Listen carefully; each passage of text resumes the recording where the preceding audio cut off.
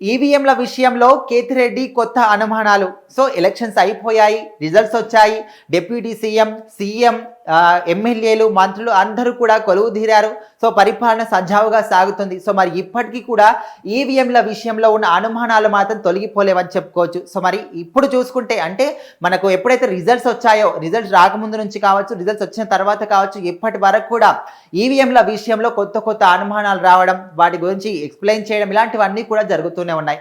So ఇప్పుడు ఏ ప్రభుత్వం అయితే ఫామ్లో ఉందో, కూటమి ప్రభుత్వం, బీజేపీ, టీడీపీ, జనసేన పార్టీ ఏదైతే ప్రభుత్వం అక్కడ ఫామ్ చేశాయో ఆంధ్రప్రదేశ్లో, అక్కడ చూసుకుంటే ఇప్పటికి కూడా వాళ్ళు గెలిచింది మాత్రం అసలు నిజం కాదు.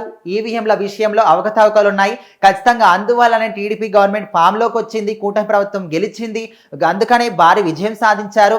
ఈవీఎంల విషయంలో అవకతవకలు చేసి అక్కడ అన్యాయం జరిగింది కాబట్టి కూటమి ప్రభుత్వం అంత భారీ విజయాన్ని సాధించింది, వైసీపీ ప్రభుత్వం అంత దారుణంగా ఓడిపోయింది అనే విధంగా కూడా రోజుకొక అలిగేషన్ ఎవరో ఒకరు చేయడం జరుగుతూనే ఉంది. సో మరి ఈ రోజు కేతిరెడ్డి మాత్రం ఒక కొత్త అనుమానాలతోని ఈవీఎంల విషయంలో మాకు అన్యాయం జరిగింది, వైసీపీ ప్రభుత్వానికి అన్యాయం జరిగింది అనే విధంగా అయితే ఆయన మాట్లాడడం జరుగుతుంది. సో మరి సోషల్ మీడియాలో ఆయన మాట్లాడుతూ ఈ విధమైనటువంటి కొన్ని అలిగేషన్స్ చేయడం జరిగింది. సో మరి మనం చూసుకుంటే ఎప్పటి నుంచో కూడా ఎన్ని ప్రభుత్వాలు మారినా, ఏ రాష్ట్రంలో అయినా సరే ఈవీఎంల విషయంలో ఉన్నటువంటి అవకతవకల్ని మేము గుర్తిస్తాము, వాటిని రూపుమాపుతాము, మళ్ళీ అలాంటివి రాకుండా చూసుకుంటాము అని చెప్పి ఎలక్షన్ కమిషన్ చెప్పినప్పటికీ కూడా ఓన్లీ మాటలు మాత్రమే చెప్తారు, కానీ వెనకాల మళ్ళీ అదే విధంగా చేస్తూనే ఉంటారు, అవే అన్యాయాలు జరుగుతూనే ఉంటాయి అనే విధంగా కూడా ఆయన చెప్పడం జరుగుతుంది. ఇంకోవైపు చూసుకుంటే అసలు ఎన్ని ఓట్స్ పోల్ అయ్యాయి, అసలు ఎవరు ఏ దానికి వేశారు అనే దానికి సంబంధించిన ఒక ఫామ్ మాత్రం నెల లోపలే, ఎప్పుడైతే రిజల్ట్స్ వచ్చాయో ఆ నెల లోపలే మనకు ఫామ్ అనేది సబ్మిట్ చేయాల్సి ఉంటుంది. సో మరి నెల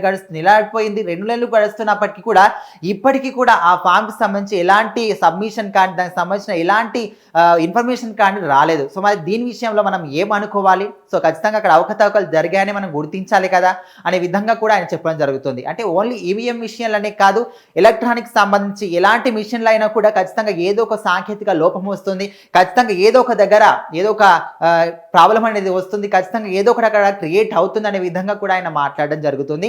అంటే మనము మన ఫోన్సే కావచ్చు, ఎగ్జాంపుల్గా ఫోన్సే తీసుకుంటే ఎంత సెక్యూరిటీగా మన ఫోన్స్ ఉంచుకున్నప్పటికీ కూడా ఏదో ఒక విధంగా మన ఫోన్లు అనేవి హ్యాక్ కావడం కానీ, అప్పుడప్పుడు హ్యాంగ్ కావడం కానీ, మన ఇన్ఫర్మేషన్ వేరే వాళ్ళు తీసుకోవడం కానీ, మన బ్యాంక్ అకౌంట్లో డబ్బులు వేరే వాళ్ళ అకౌంట్లోకి ట్రాన్స్ఫర్ చేసుకోవడం కానీ, ఇలాంటివన్నీ కూడా జరుగుతుంటాయి. సో మరి అలాంటిది ఈవీఎం విషయంలో, సో మరి వాటి విషయంలో కూడా ఇలాంటివి జరగలేదనడానికి అసలు నమ్మకం ఏంటి అనే విధంగా కూడా ఆయన ఒక విధంగా మాట్లాడడం జరుగుతుంది. సో మరి ఇప్పటికీ కూడా అసలు ఎలక్షన్స్ అయిపోయి రిజల్ట్స్ వచ్చి అటు సీఎం, డిప్యూటీ సీఎం పరిపాలన కూడా సజావుగా సాగుతున్నప్పటికీ, ఇన్ని రోజులు గడుస్తున్నప్పటికీ కూడా ఎందుకు ఈవీఎం విషయంలో ఉన్నటువంటి ఇలాంటి అనుమానాలు ఎందుకు తొలగడం లేదు, ఇంకా కొత్త అనుమానాలు ఎందుకు వస్తున్నాయి అని మనం ఆలోచిస్తే వైసీపీ ప్రభుత్వం ముఖ్యంగా మనం చూసుకుంటే గత ప్రభుత్వ హయాంలో వాళ్ళు 151 సీట్లతో గెలిచిన సందర్భాలు చూసాం.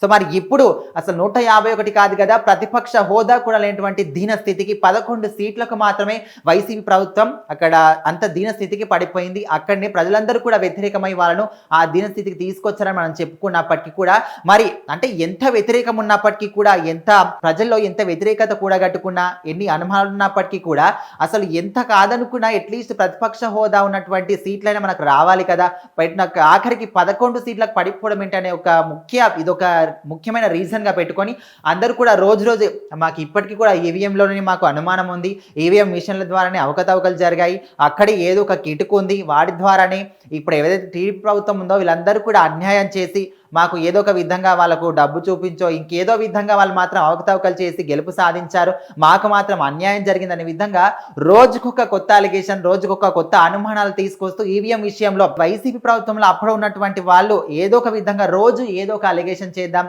ఏదో ఒక విధంగా మాత్రం ఏది చేసినప్పటికీ ఖచ్చితంగా టీడీపీ కూటమి ప్రభుత్వం మీద బురద చల్లాలి, నెగిటివిటీని క్రియేట్ చేయాలనే విధంగా కూడా వాళ్ళు మాత్రం ట్రై చేస్తున్నట్టు కూడా కొంతమంది అనుకోవడం జరుగుతుంది. సో మరి ఏదేమైనప్పటికీ కూడా ఇన్ని రోజులు గడుస్తున్నప్పటికీ కేతిరెడ్డి మాత్రం ఈ రోజు కొత్త అనుమానాలతోని ఈవీఎం విషయంలో మాట్లాడడం మాత్రం సంచలనం సృష్టిస్తుందని చెప్పుకోవచ్చు.